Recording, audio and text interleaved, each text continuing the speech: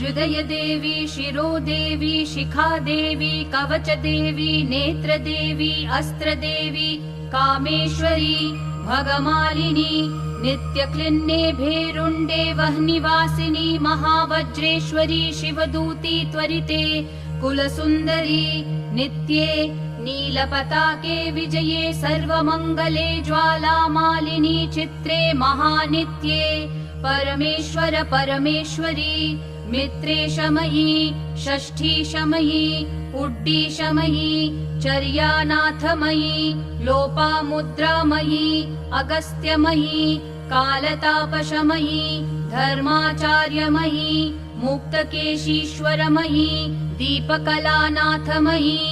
विष्णुदेवमयी, प्रभाकरदेवमयी, तेजोदेवमयी, मनोजदेवमयी, Kalyandev